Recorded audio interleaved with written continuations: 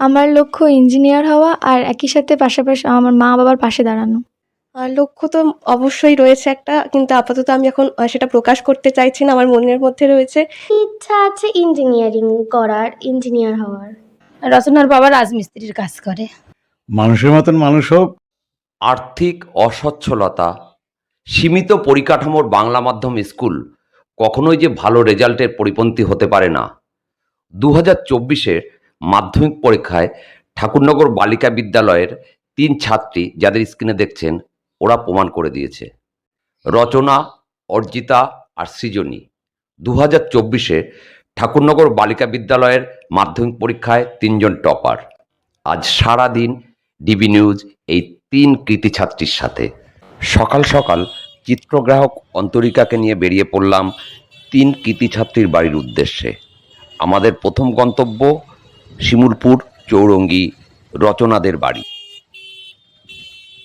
আমরা চলে এলাম ঠাকুরনগর শিমুলপুরের চৌরঙ্গিতে রচনা পালদের বাড়িতে। রচনা এবার ঠাকুরনগর বালিকা বিদ্যালয় থেকে মাধ্যমিক পরীক্ষায় 673 নাম্বার পেয়েছে। চলুন রচনার ঘরে যাই, রচনার সাথে কথা বলি, ওর মায়ের সাথে কথা বলি। এটা রচনার পড়ার ঘর। আর্থিকভাবে রচনারা অনেকটাই অসচ্ছল। রচনার বাবা রাজমিস্ত্রির জোগাড়ের কাজ করে, আর মা সংসারের প্রয়োজনে সেলাইয়ের কাজ করে। এই মুহূর্তে আমার সাথে রয়েছে রচনা পাল। রচনা, ডিবি নিউজে তোমাকে স্বাগত। নমস্কার, আমি রচনা পাল। তুমি এবছর মাধ্যমিকে কত মার্কস পেয়েছো? আমি 673 পেয়েছি 700-তে। 700-তে কত পার্সেন্ট হয়? 96.14 সামথিং। তুমি নিশ্চয়ই সায়েন্স নিয়ে পড়বে। হ্যাঁ। কোথায় পড়বে? আমাদের গার্লস স্কুলেই পড়বো, ঠাকুরনগর বালিকা বিদ্যালয়। ঠাকুরনগর বালিকা বিদ্যালয়। তুমি মাধ্যমিক পরীক্ষার জন্য যে প্রস্তুতি নিয়েছো, কত ঘন্টা করে পড়তে? আমি সেভাবে হিসাব করিনি, কিন্তু পড়তাম, সবসময় পড়তাম সময় পেলে। সবসময়ই পড়তে, সময় পেলেই সবসময় পড়তে। খেলাধুলোর সুযোগ খুব বেশি ছিল না? না, খেলা তো করতামই না। বন্ধু বান্ধব কিরকম আছে, তাদের সাথে আড্ডা মারা? এমনি পড়তে গিয়ে যে দেখা হতো তাই, আড্ডা সেরকমভাবে আমরা মারতাম। তোমার স্কুলের অবদান কতটা? স্কুলই সব। স্কুল না থাকলে হয়তো এই পর্যন্ত পৌঁছাতে পারতাম না। তো স্কুল অনেকটাই সাহায্য করছে। তারপরে টেস্টের পরে ম্যামেরা আমাদেরকে আলাদা করে ডেকে বলেছিলেন যে তোরা তোদের মতো পরীক্ষা দে, পরীক্ষা দিয়ে আমাদের কাছে খাতা দিয়ে যাস, আমরা চেক করে দেবো। অনেক হেল্প করেছে। আমার লক্ষ্য ইঞ্জিনিয়ার হওয়া আর একই সাথে পাশাপাশি আমার মা-বাবার পাশে দাঁড়ানো। এই মুহূর্তে আমার সাথে রয়েছেন রচনার মা দেবযানী পাল। রচনার পড়াশুনোর জন্য, বা রচনার দাদা, সে তো ইংরেজিতে অনার্স পড়ছে, আপনাদের কতটা যুদ্ধ করতে হচ্ছে প্রতিনিয়ত? প্রতিনিয়তই তো যুদ্ধ করতে হচ্ছে। তারপরেও ওর মাস্টাররাও অনেকেই অনেক সুবিধার জন্য এত দূর আসতে পেরেছে। কারণ অনেক মাস্টার ওকে অনেক হেল্প করেছে। তার জন্য আমাদের একটু যতটা খেটেছি এর মধ্যে কুলায়েছে আর কি, না তো সম্ভব হতো না। রচনার বাবা কি কাজ করেন? রচনার বাবা রাজমিস্ত্রির কাজ করে। তা এই যে খরচ 2 ছেলে মেয়ের পড়াশোনার জন্য, আপনি কিছু করেন? হ্যাঁ, আমি তো মেশিনের কাজ করি, টুকটাক মালাও গাঁথি। তাহলে এই খরচটা কিভাবে সামলাচ্ছেন? কতটা কষ্ট হচ্ছে? কষ্ট তো ভীষণই বলতে হয়। কোনো ব্যক্তি বা প্রতিষ্ঠান যদি রচনার পড়াশোনার সাহায্যার্থে এগিয়ে আসেন, তাহলে কি আপনারা সেই সাহায্য গ্রহণ করবেন? হ্যাঁ, গ্রহণ করব না কেন, অবশ্যই। আপনারা শুনলেন রচনার মা দেবযানী পালের কথা।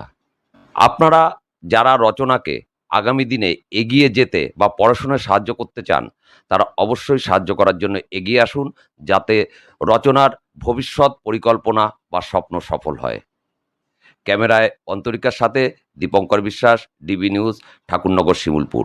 আমাদের পরবর্তী গন্তব্য ঠাকুরনগর তালতলার পাশে গৌরাঙ্গপল্লীতে অর্জিতা সমাদ্দারদের বাড়ি।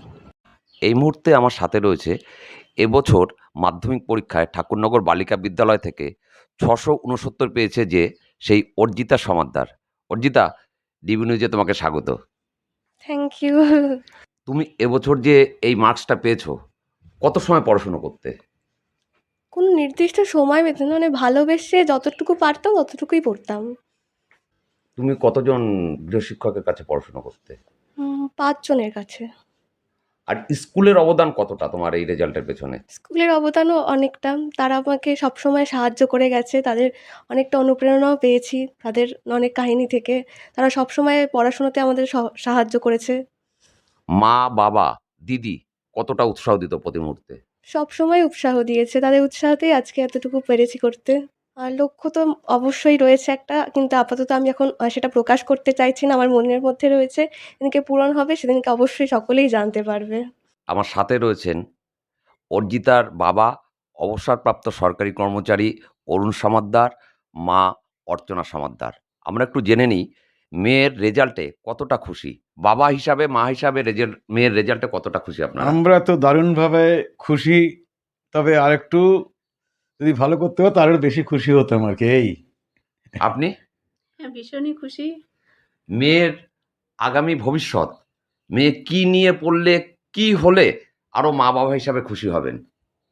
মানুষের মতন মানুষ হোক, আর ওর যা মনের ইচ্ছা সেটা যাতে পূরণ করতে পারে তার উপর নির্ভর করে কি হবে না না হবে। শুনলেন আপনারা অর্জিতার মা বাবার কথা।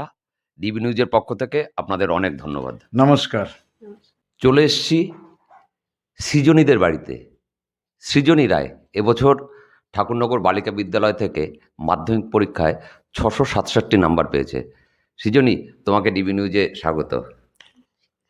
তুমি এবছর যে মাধ্যমিকে 667 পেয়েছো, কত সময় লেখাপড়া করতে?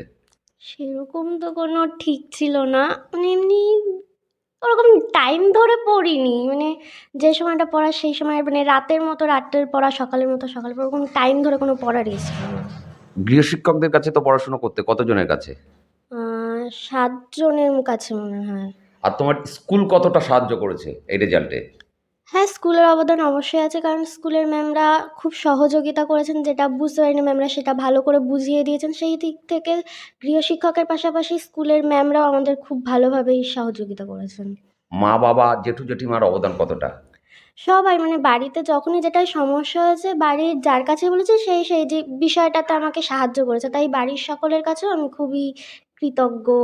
লক্ষ্য কি, কি হতে চাও বড় হয়ে? এখনো অবধি ইচ্ছা আছে ইঞ্জিনিয়ারিং করার, ইঞ্জিনিয়ার হওয়ার। আগামী যে স্বপ্ন সেটা সফল হোক, আমরা ডিবি নিউজের পক্ষ থেকে এই কামনা করি। ধন্যবাদ। ডিবি নিউজের পক্ষ থেকে ওদের আগামী সুন্দর ভবিষ্যৎ কামনা করি। সবাই ভালো থাকবেন, সুস্থ থাকবেন। নমস্কার।